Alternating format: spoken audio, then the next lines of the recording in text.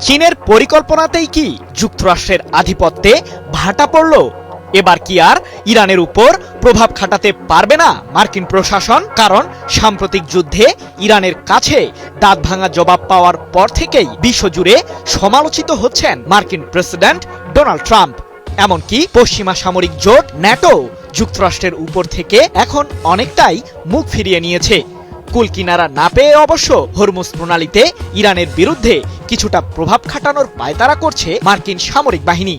কিন্তু ইরানের রণকৌশল আর চীনের পরিকল্পনার সামনে কি টিকতে পারবে যুক্তরাষ্ট্র? নাকি মধ্যপ্রাচ্য থেকে এবার রীতিমতো লেজ গুটিয়ে পালাতে হবে মার্কিন সামরিক বাহিনীকে? ইরানের বিরুদ্ধে যুদ্ধে জড়িয়ে উল্টো বিপদে পড়েছেন মার্কিন প্রেসিডেন্ট ডোনাল্ড ট্রাম্প।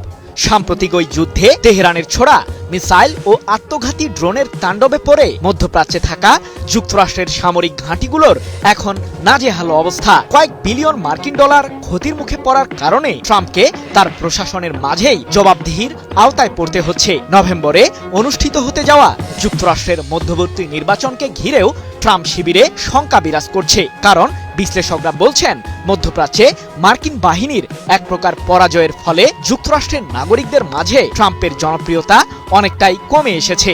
প্রশ্ন হলো, যুক্তরাষ্ট্রকে ঘায়েল করে নতুন বিশ্ব ব্যবস্থা কি গড়তে পারবে চীন?